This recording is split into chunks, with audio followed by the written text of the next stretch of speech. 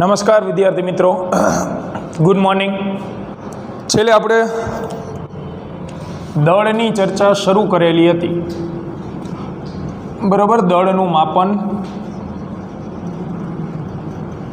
અણુ અને પરમાણુઓમાં કઈ રીતે કરી શકાય એની આપણે ચર્ચાઓ ચાલુ કરેલી હતી।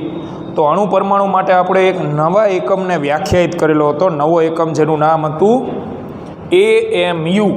શું નામ હતું એનું? AMU, atomic mass unit. એની ચર્ચાઓ આપણે શરૂ કરી દીધેલી હતી। તો ત્યાંથી હવે આપણે આગળ વધીએ, બરાબર। દળનું જે માપન છે એ 1 AMU વિશે આપણે સમજાવી દીધેલ હતું છેલ્લા લેક્ચરની અંદર કે 1 AMU કોને કહેવાય, જેનું દળ હતું 1.66 10ની કેટલી ઘાત? તો કે -27 ઘાત। તો એ મિત્રો યાદ રાખવાનું હતું આપણે, અણુ પરમાણુના દળનું માપન AMU એના પરથી જ થાય। ચાલો આગળની આપણે જ્યાંથી અટકેલા હતા ત્યાંથી જ, તો આજે આપણે 2-3 નવા શબ્દ વિશેની માહિતીઓ જે છે એ ભણવાની છે। તો ધ્યાન આપજો, થિયરિટિકલ પોર્શન જ રહેશે આજે, નો દાખલા। તો અલગ અલગ મહત્વના શબ્દ વિશે ભણીએ। સૌથી પહેલો શબ્દ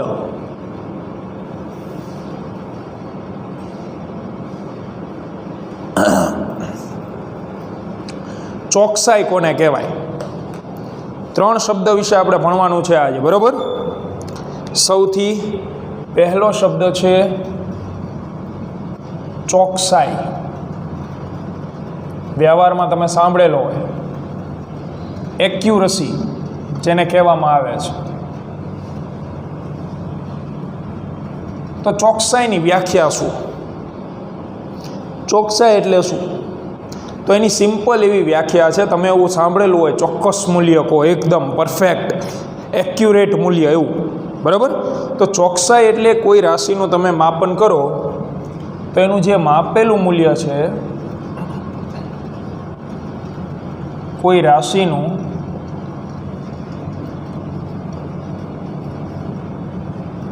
માપેલું મૂલ્ય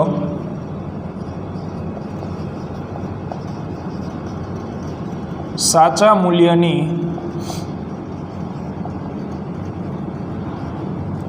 કેટલું નજીક છે તેને ચોકસાઈ કહેવાય।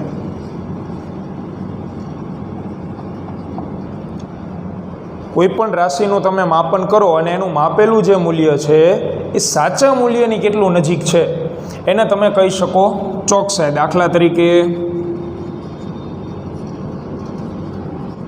કોઈ પદાર્થનું દળ અથવા કોઈ પદાર્થનું સાચું દળ 50 કિલોગ્રામ છે, ધારો કે, જે આપણે કોઈ પણ પેકેટ બજારમાંથી લઈએ છીએ તો એમાં લખેલું હોય ને, MRP લખેલી હોય, દળ લખેલું હોય, તો એ દળ પેકેટ ઉપરનું 50 કિલોગ્રામ છે, ધારો કે સાચું દળ, પરંતુ તેને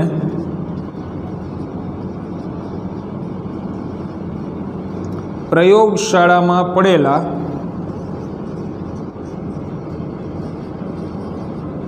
વજન કાંટા અથવા તો સ્પ્રિંગ કાંટા વડે માપતા તે આપણને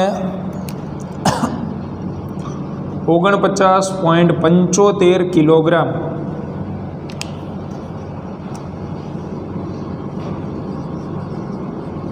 દર્શાવે છે। સાચું દળ 50 કિલોગ્રામ છે, પણ તમે જે વજન કાંટા વડે દળ માપો છો એ વજન કાંટો કેટલું દળ દર્શાવે છે? 49.75 કિલોગ્રામ। તેથી કહી શકાય કે વજન કાંટો લગભગ ચોક્કસ છે. શું કહેવાય? લગભગ ચોક્કસ એમ, કારણ કે પરફેક્ટ મૂલ્ય નથી દર્શાવ્યું, આટલું છે તો લગભગ ચોક્કસ મૂલ્ય છે એવું તમે કહી શકો. એટલે વજન કાંટાને તમે ચોક્કસ છે એવું કહી શકાય. તો આના જેવો ને જેવો બીજો એક શબ્દ છે જેનું નામ છે સચોટતા, પણ એને ભણીએ આપણે એ પહેલાં બીજો એક શબ્દ લઘુત્તમ માપ શક્તિ.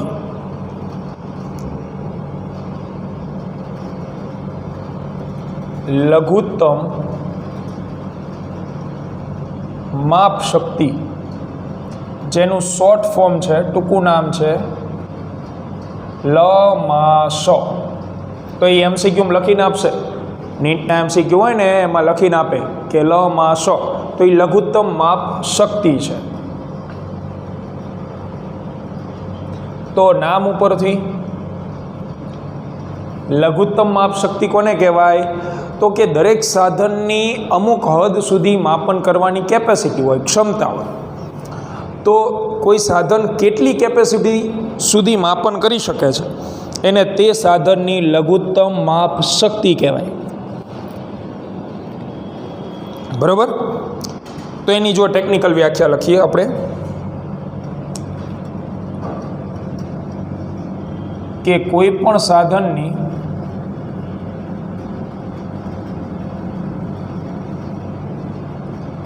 નાનામાં નાનું મૂલ્ય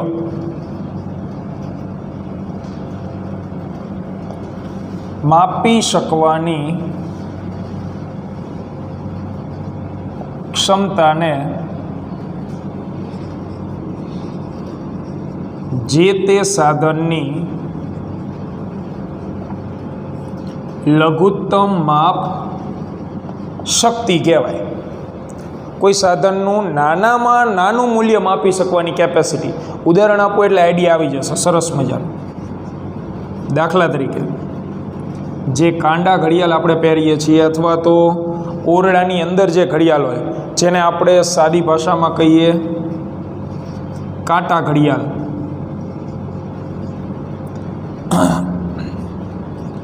એની લઘુત્તમ માપ શક્તિ તો સેકન્ડ. જે 3 કાંટાવાળી ઘડિયાળ હોય એમાં નાનામાં નાનું સમયનું માપ તમે સેકન્ડમાં માપી શકો. એક્ઝેક્ટ સમય તમારે બોલવો હોય તમે એવું બોલી શકો કે 11:10 અને 60 સેકન્ડ અથવા તો 58 સેકન્ડ થયેલ છે. બરાબર? આવું તમે આવી કાંટા ઘડિયાળ ઉપરથી જવાબ દઈ શકો. પણ એની જગ્યાએ જુઓ તમને સ્ટોપ વોચ આપવામાં આવે તો સ્ટોપ વોચ જોઈ છે ને તમે? લાંબી કૂદ, ઊંચી કૂદ એમાં આવે, 100 મીટરની દોડમાં આવે. તો સ્ટોપ વોચમાં સમય શેમાં માપી શકાય? તો સેકન્ડ હોય ને બાજુમાં તમે જોયું હોય તો ઝડપથી સેકન્ડો બદલાતી હોય. બરાબર? એ હોય છે માઇક્રો અથવા મિલી સેકન્ડ.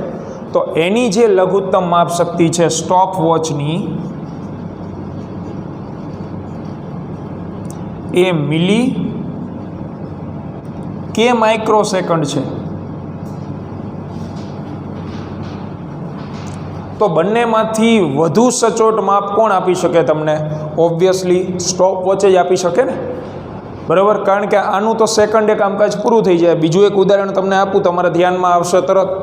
દાખલા તરીકે રોજિંદા જીવનમાં તમે શાક માર્કેટે ગયા હો તો જે લારીવાળા ભાઈ હોય, બરાબર, એની પાસે જે વજન કાંટો હોય છે એમાં દળ માપવા માટે એ અલગ અલગ માપક્રમનો ઉપયોગ કરે. 5 કિલોગ્રામનું એની પાસે કાટલું હોય, 2 કિલોગ્રામનું કાટલું હોય, 1 કિલોગ્રામનું કાટલું હોય, 500 ગ્રામનું કાટલું હોય. પણ નાનામાં નાનું માપી શું માપી શકે? તો 100 ગ્રામ અથવા 50 ગ્રામ. બરાબર? 10 ગ્રામ વસ્તુ લેવી હોય તો એ ન માપી શકે.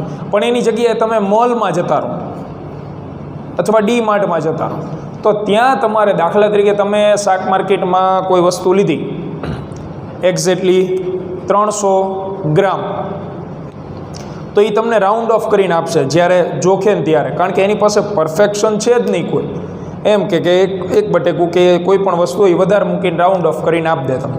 પણ એની જગ્યાએ તમે મોલમાં જાઓ, મોલમાં તમને પરફેક્ટ આંકડો જોવા મળે. જે ડિજિટલ વજન કાંટો હોય ને, એમાં ડિજિટલ વજન કાંટામાં તમે જોયું હોય તો 29 કિલોગ્રામ અને આટલા ગ્રામ પોઈન્ટ સમથિંગ લખેલું હોય, તો એ તમને પરફેક્ટ આંકડો આપે. તો કોની લઘુત્તમ માપ શક્તિ વધારે થઈ? ડિજિટલ વજન કાંટાની. એ પરફેક્ટ જવાબ આપે છે. તો જેની લઘુત્તમ માપ શક્તિ વધુ,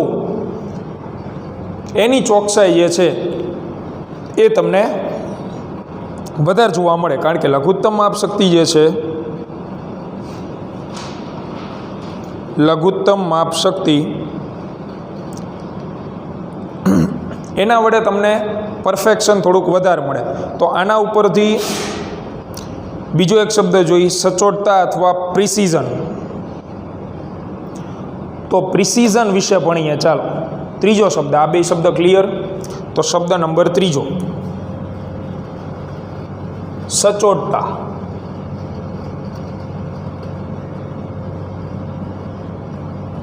અથવા પ્રિસિઝન.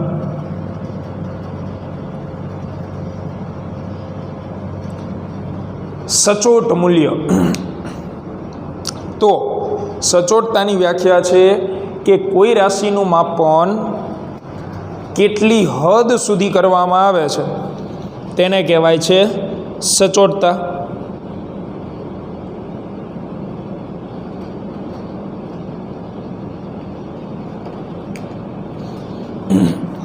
કોઈ રાશિનું માપન તમે કઈ લિમિટ સુધી કરી રહ્યા છો,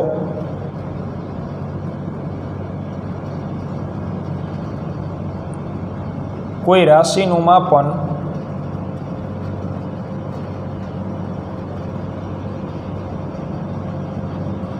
કેટલી હદ સુધી કરવામાં આવે છે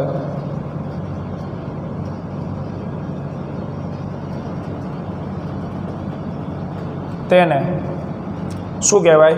સચોટતા કહેવાય. બરાબર. હવે સચોટતા વસ્તુ સમજો. દાખલા તરીકે હું દળનું માપન છેલ્લે ગ્રામ સુધી કરું, પછી દળનું માપન તો તમે મિલીગ્રામ, માઇક્રોગ્રામ સુધી કરી શકો, તો એની સચોટતા વધુ થઈ. સાચું ખોટું વસ્તુ અલગ છે, પણ તમે એનો જે પ્રયાસ છે એ પ્રયાસ કેટલો કર્યો એના આધારે સચોટતા જે છે એ નક્કી થાય. તો શોર્ટકટમાં તમને કહું તો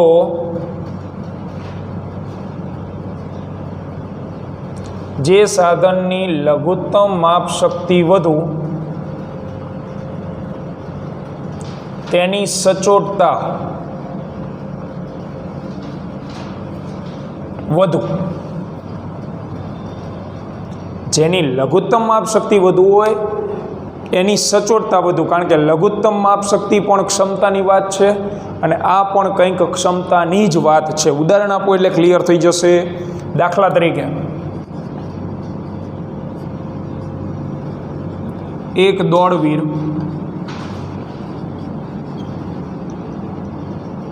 100 મીટરની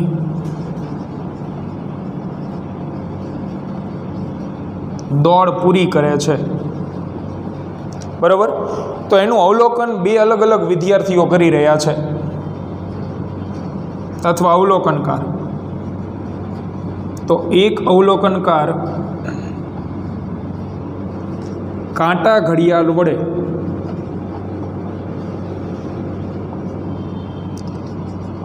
તેનો સમય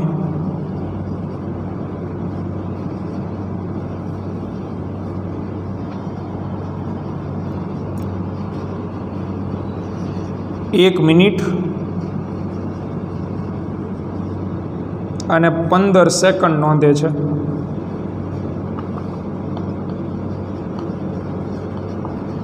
બરાબર. એક અવલોકનકાર છે, એને કાંડા ઘડિયાળ વડે સમય માપ્યો તો એ સમય આવે છે 1 મિનિટ અને 15 સેકન્ડ. અને બીજો અવલોકનકાર જે છે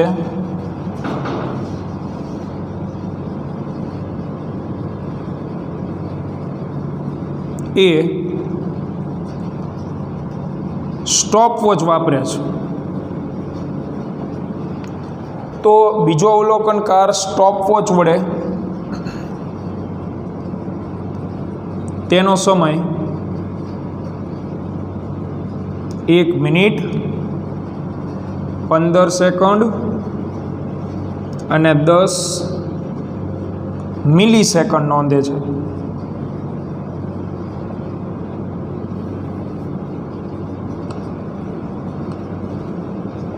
આવો સમય એને નોંધો. જો કેટલો સમય છે? 1 મિનિટ 15 સેકન્ડ અને 10 મિલીસેકન્ડ. તો આ બેમાંથી વધુ સચોટ માપ કયું થયું, વધુ પ્રિસાઇઝ માપ કયું થયું? તો સ્ટોપવોચ વાળાનું. એને મિનિટ, સેકન્ડ ને મિલીસેકન્ડ ત્રણેય શોધેલા છે. તેથી બીજો અવલોકનકાર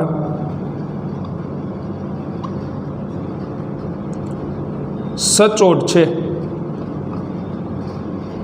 અથવા પહેલાની સાપેક્ષે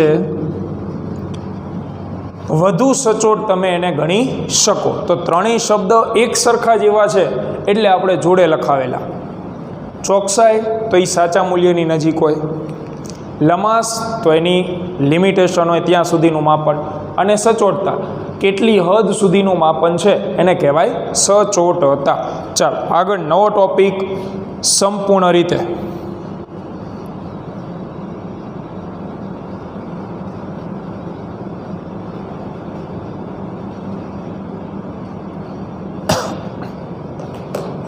તો ધ્યાનથી ભણજો હવે, કારણ કે આ ટોપિક થોડોક એવો લેન્ધી અને મહત્ત્વનો વધુ.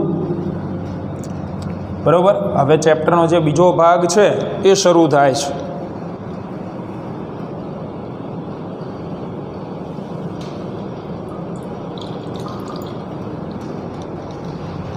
તો ત્રુટિની આપણે વાત કરશું હવે. ત્રુટિ એટલે કે ભૂલ, ખામી, મિસ્ટેક, એની ચર્ચા શરૂ થાય છે. ધ્યાનથી ભણજો. તો આજના લેક્ચરમાં તો આપણે એની થિયરી જ ભણવાની છે, પણ હવે એના દાખલાઓ આવશે. એ કદાચ આપણે ત્યાં સુધીમાં તો ઓફલાઈન સ્કૂલ ચાલુ થઈ જશે કદાચ.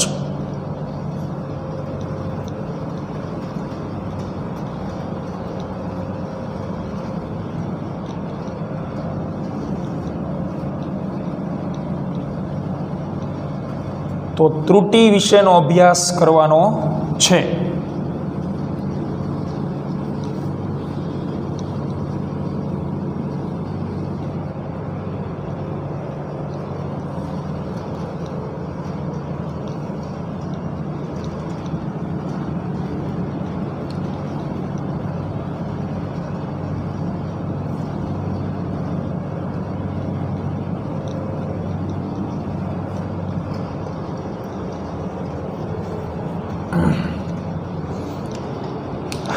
ચાલો, ત્રુટિ એટલે શું ભણીએ. ત્રુટિ વિશે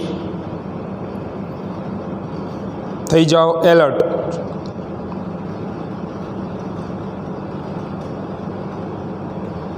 તો કોને કહેવાય ત્રુટિ?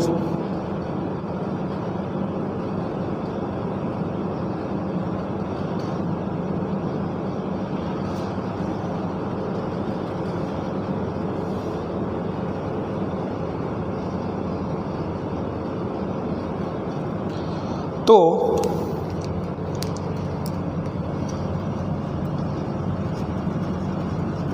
ત્રુટિ, જેને અંગ્રેજીમાં આપણે કહીએ છીએ એરર, અથવા તો તમે એને કહી શકો ખામી, મિસ્ટેક, ભૂલ, ઘણા બધા શબ્દો છે. તો એની ટેકનિકલ વ્યાખ્યા છે કે કોઈ રાશિના માપનમાં, કોઈ પણ રાશિ હોય અને એ રાશિના માપનમાં જોવા મળતી અચોકસાઈને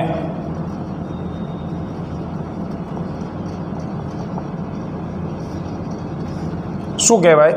ત્રુટિ કહેવાય. એટલે તમને પરફેક્ટ મૂલ્ય ન મળતું હોય, કંઈક ખામી રહી જતી હોય પ્રયોગ કરવા દરમિયાન રાશિના માપનમાં, તો એને શું કહેવામાં આવે? ત્રુટિ કહેવામાં આવે. હવે ત્રુટિના મુખ્ય બે પ્રકાર છે.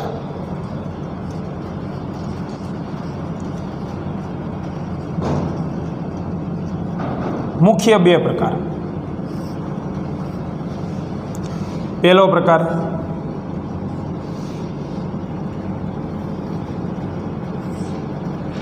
વ્યવસ્થિત ત્રુટિઓ,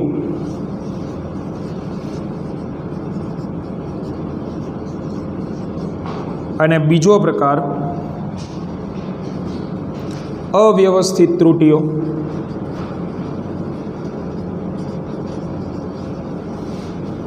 તો વ્યવસ્થિત ત્રુટિઓ એટલે શું? એવી ત્રુટિઓ, એવી ખામી, એવી ભૂલ કે જેનું રીઝન તમને ખબર હોય. દાખલા તરીકે તમે લંબાઈનું માપન કરી રહ્યા છો, બરાબર, અને એમાં ભૂલ પડી ગઈ. વર્નિયર કેલિપર્સ વડે માપન કરો છો અને ભૂલ પડી ગઈ, તો એમાં તમને ખબર છે કે તમને જે સાધન આપવામાં આવ્યું એ ખરાબ છે, તો તમને એનું રીઝન ખબર છે, તમે તમારી ભૂલ દૂર કરી શકો. એવી બધી ટૂંકમાં જેની તમે ખામી દૂર કરી શકો એ બધી વ્યવસ્થિત ત્રુટિઓ. અને અવ્યવસ્થિત ત્રુટિ તો કોઈ પણ પ્રકારની આગાહી જ ન કરી શકાય.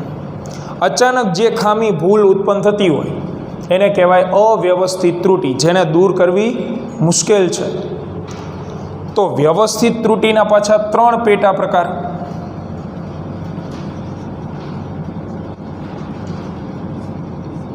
પહેલો પ્રકાર પ્રયોગ પદ્ધતિને લીધે ઉદ્ભવતી ત્રુટિ. પ્રથમ પ્રકાર આવશે, અલગ અલગ 3 પ્રકાર આવશે. 3 પ્રકાર. પહેલો લખીએ આપણે, સાધનમાં રહેલી ખામીને લીધે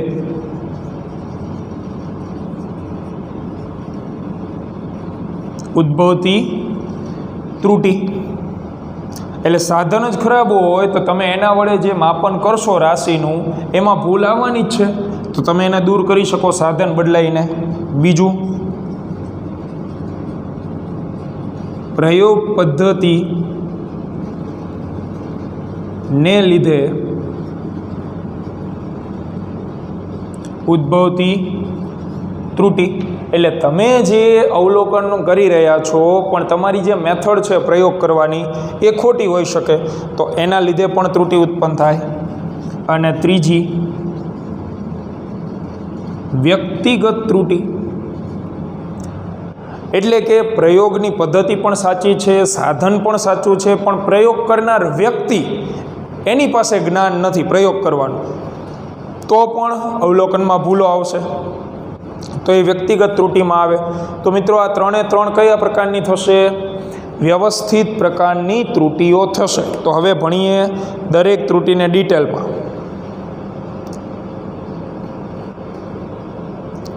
તો વ્યવસ્થિત ત્રુટિની વ્યાખ્યા.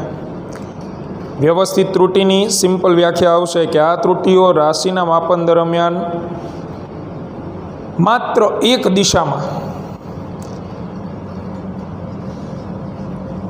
વ્યવસ્થિત ત્રુટિ. તો આની વ્યાખ્યા છે કે આ પ્રકારની ત્રુટિઓ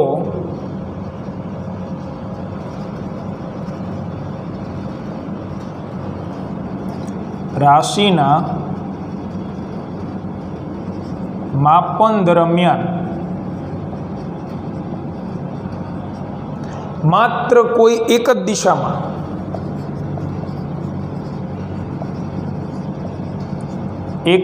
દિશામાં એટલે કે માત્ર ધન કે માત્ર ઋણ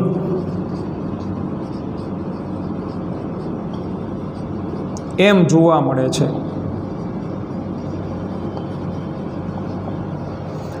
બરાબર, જેને કહેવાય વ્યવસ્થિત ત્રુટિઓ. એ એક સાથે ધન કે ઋણ હોઈ શકે નહીં.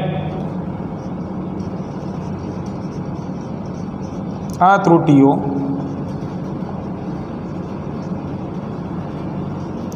એકી સાથે ધન કે ઋણ હોઈ શકે નહીં. હવે આના વિશે સમજો શું કહેવા માગે છે, કારણ કે આ લખાવી તો દીધું આપણે, પણ આનો જે મિનિંગ છે એ આખો અલગ નીકળશે. જો રાશિના માપન દરમિયાન કોઈ એક જ દિશામાં ઉત્પન્ન થવું એટલે શું?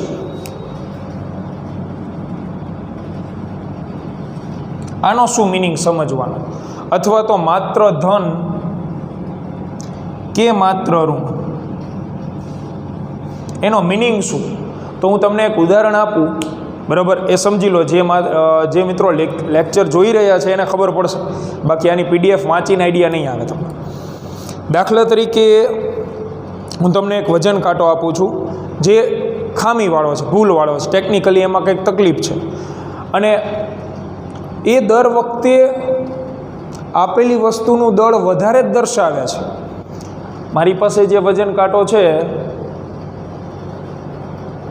એમાં ખામી છે કંઈક, અને એ દર વખતે કેવું દળ દર્શાવે છે? વધુ દળ. એટલે મેં પહેલી વખત 1 કિલોગ્રામની એક વસ્તુ લીધી અને વજન કાંટા ઉપર મૂકી દીધી, અને માપીને જોયું તો વજન કાંટાનું અવલોકન આવે છે ધારો કે 1.5 કિલોગ્રામ. એટલે એને વધારાનું દળ કેટલું દર્શાવ્યું? 0.5 કિલોગ્રામ. ત્યાર પછી મેં 8 કિલોગ્રામની વસ્તુ લીધી અને એને વજન કાંટા ઉપર મૂકી, તો વજન કાંટો દર્શાવે છે 8.78 કિલોગ્રામ દળ. તો આમાંય મને વધારે જ દળ જોવા મળે છે. જે હોય એના કરતાં વધુ મૂલ્યનું દળ જોવા મળ્યું. એટલે એનો મિનિંગ ખામી તો છે, પણ કેવા પ્રકારની ખામી છે? તો કે વધુ મૂલ્ય દર્શાવવાની ખામી છે. જે સાચું મૂલ્ય હોય એના કરતાં વધુ મૂલ્ય દર્શાવે છે. તો મિત્રો આવા પ્રકારની ખામીને કહેવાય ધન પ્રકારની ત્રુટિ. શું કહેવાય? ધન પ્રકારની. એટલે આ વજન કાંટો હવે ક્યારેય ઓછું મૂલ્ય નહીં દર્શાવે. તમે કોઈ પણ પદાર્થ એના ઉપર મૂકશો તો એ દર વખતે કેવું દર્શાવે છે? વધારે જ. જે સાચું મૂલ્ય હોય એના કરતાં કંઈક વધુ જ દર્શાવે છે.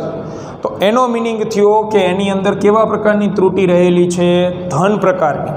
અને જો ઋણ પ્રકારની ત્રુટિ હોય તો એનો મિનિંગ, દાખલા તરીકે બીજો વજન કાંટો લઈ, જે સાચા મૂલ્ય કરતાં કેવું દળ દર્શાવે છે? હંમેશા ઓછું દળ, હંમેશા ઓછું. એટલે 1 કિલોગ્રામનો પદાર્થ એના ઉપર મૂકો ને તો 800 ગ્રામ જ દર્શાવે, 200 ગ્રામ નહીં.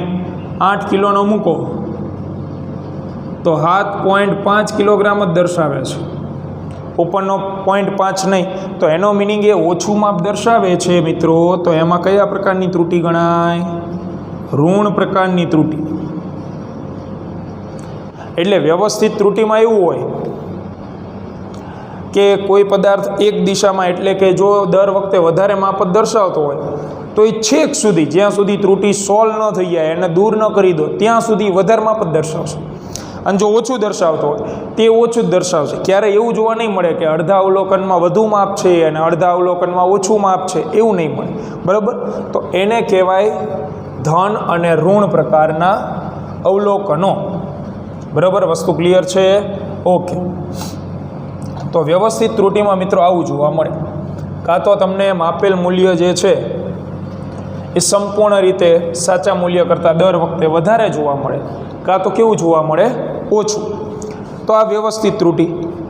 એમાં આપણે જોઈએ પેટા પ્રકારો. હવે પહેલું, સાધનમાં રહેલી ખામીને લીધે ઉદ્ભવતી ત્રુટિ. એના પેટા પ્રકારો જોઈએ. તો જે નામ છે એ પ્રમાણે લખાણ છે. સાધનમાં રહેલી ખામીને લીધે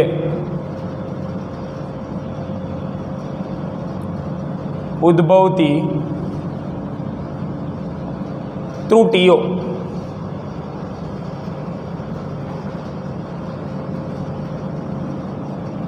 સાધનની ખામીના લીધે. બરાબર? તો સાધનની ખામી એમાં શું આવશે? શું થયું ભાઈ? સાધનની ખામીમાં શું આવશે? તો સાધન જ ખરાબ હોય. ખામીયુક્ત રચના અને ખામીયુક્ત અંકન. તો આ પ્રકારની જે ત્રુટિ છે એ સાધનની ખામીયુક્ત રચના, બે ફેક્ટર આવશે.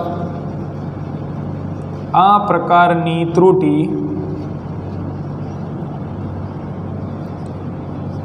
સાધનની ખામીયુક્ત રચના કે ખામીયુક્ત અંકન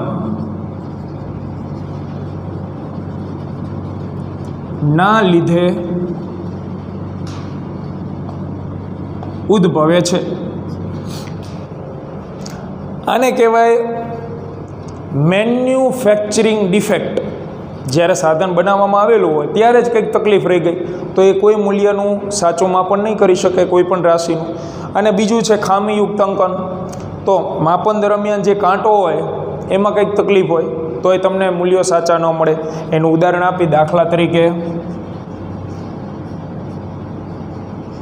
કોઈ સ્પ્રિંગ કાંટો છે,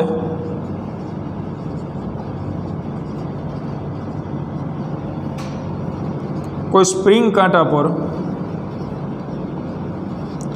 કોઈ દળ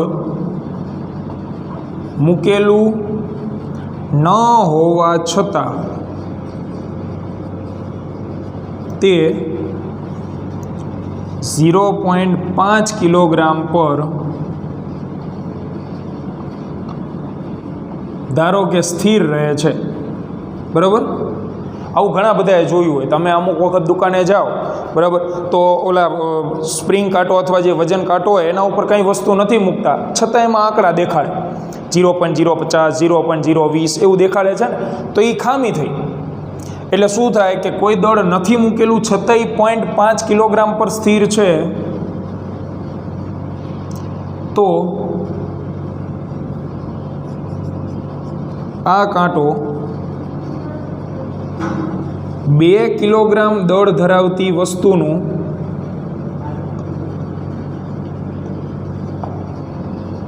દળ કેટલું દર્શાવશે?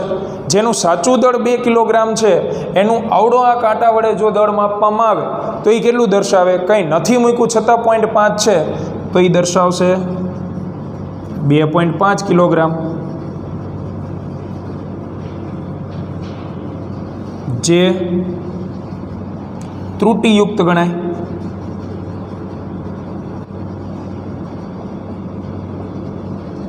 એટલે કે ભૂલ ભરેલું માપન ગણી શકો. તો કેટલી ભૂલ છે એમાં? 0.5. એટલે તમે કોઈ પણ પદાર્થ એના ઉપર મૂકશો દર વખતે અડધો કિલોગ્રામ વધારે જ દર્શાવશે દર વખતે. તો એમાં ધન પ્રકારની ત્રુટિ કહેવાય. તો આ જે છે એ સ્પ્રિંગ કાંટાની ખામી નથી, એની રચના સારી એવી જ છે, પણ જે કાંટો છે એમાં ખામીયુક્ત અંકનના લીધે જે છે એ આ પ્રકારની ત્રુટિઓ ઉત્પન્ન થાય. ત્યાર પછી બીજી ત્રુટિ છે પ્રયોગ પદ્ધતિને લીધે ઉદ્ભવતી ત્રુટિ. પ્રયોગ પદ્ધતિને લીધે ઉદ્ભવતી ત્રુટિ, તો એના વિશે ભણીએ.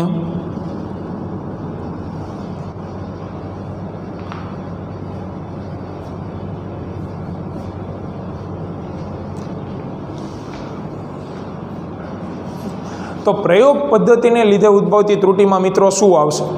તમે સમજી વિચારીને જાણી શકો કે પ્રયોગ પદ્ધતિમાં સાધન સાચું હશે, વ્યક્તિ પણ વ્યવસ્થિત હશે પ્રયોગ કરવાવાળા, પણ એને જે મેથડ આપવામાં આવેલી છે એ ખોટી હોય. એટલે પ્રયોગ પદ્ધતિની અંદર પ્રયોગનો વાંક હોય, ટૂંકમાં પદ્ધતિનો મેથડ ખોટી પસંદ કરી લો તો તમને ક્યારેય સાચું મૂલ્ય મળી શકે નહીં. બરાબર છે? એટલે પ્રયોગ પદ્ધતિમાં આપણે મેથડ જે છે એ ખોટી આવશે. અને વ્યક્તિગત ત્રુટિની જો આપણે વાત કરીએ તો વ્યક્તિગત ત્રુટિમાં આવશે જે માણસ હોય એ માણસ જ ખોટું માપ દર્શાવે દર વખતે. તો બંને પ્રકારની ત્રુટિઓ જે છે એ આપણે જોઈ લઈએ જેથી વ્યવસ્થિત ત્રુટિનો ટોપિક પૂર્ણ થઈ શકે. તો પ્રયોગ પદ્ધતિને લીધે ઉદ્ભવતી ત્રુટિ બીજો પ્રકાર.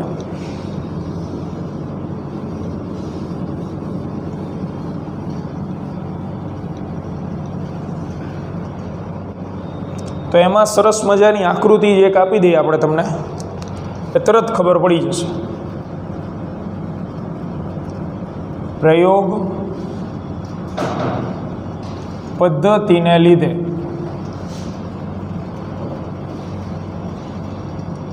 उद्भवती त्रुटि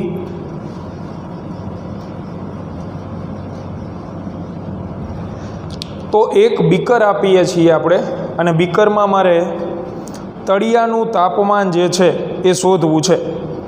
तळियानुं तापमान तो आ बीकर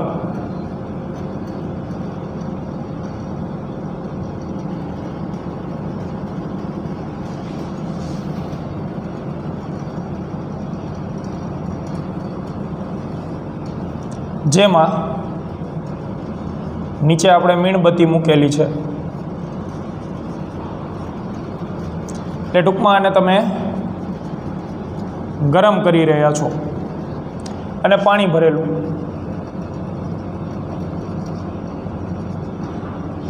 એવી જ રીતે બીજું પાત્ર સેમ પ્રકારનું।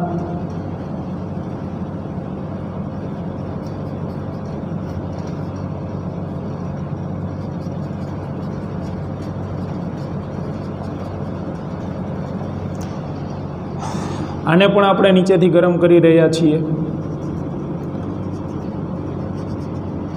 बेयमां समान पाणी भरेला छे। हवे मारे गोतवुं छे तळियानुं तापमान, बरोबर। तो तळियानुं तापमान गोतवा माटे पहेलो जे व्यक्ति छे अथवा तो प्रथम वखत ज्यारे थर्मोमीटर मूकवामां आवे छे ए पहेलो व्यक्ति थर्मोमीटर आम मूके छे।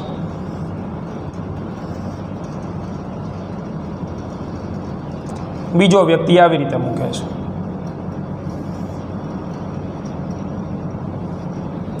વ્યક્તિ એક જ છે, જો કે પદ્ધતિ આ છે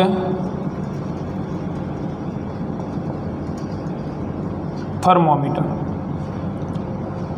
તો આમાં થર્મોમીટર તળિયાના સંપર્કમાં નથી, એટલે આ પદ્ધતિ જે છે એ ખોટી ગણાય। થર્મોમીટર तळियाना संपर्कमां न होवाथी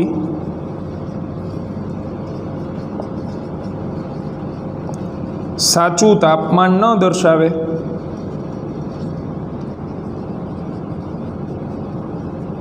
ज्यारे आमां थर्मोमीटर तळियाना संपर्कमां छे એટલે आवड़ी आ मेथडथी जे प्रयोग करशे एने अवलोकन साचुं मळशे। आमां थर्मोमीटर ए तळियाना संपर्कमां होवाथी योग्य अने साचुं माप ज दर्शावे, बराबर। तो आ बे मेथड अलग अलग थई। आ मेथड खोटी गणाय, आवड़ी आ मेथड साची गणाय। आ प्रयोग पद्धति एटले आमां तमने त्रुटि जोवा मळे, भूल मळशे। आमां त्रुटि न मळे, खामी जोवा मळशे नहीं। अने त्रीजो अने छेल्लो प्रकार व्यक्तिगत त्रुटि। तो व्यक्तिगत त्रुटिमां शुं आवशे तो के प्रयोग करनार व्यक्ति जे छे एनुं अज्ञान अथवा तो एनी बेदरकारी, बेकाळजी एना लीधे मापनमां अथवा तो आपणे जे प्रेक्टिकल करी रह्या होईए एमां जे रीडिंग लई रह्या होईए ए रीडिंगमां भूलो आवशे। એટલે ત્રીજો પ્રકાર છે વ્યક્તિગત ત્રુટિ। તો વ્યક્તિગત ત્રુટિમાં માણસ અથવા તો વ્યક્તિ કે પ્રયોગ કરનાર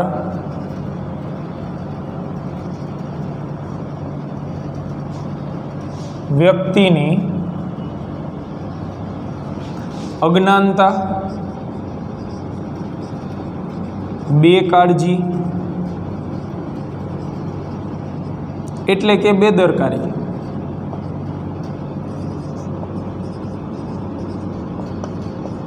ने लीधे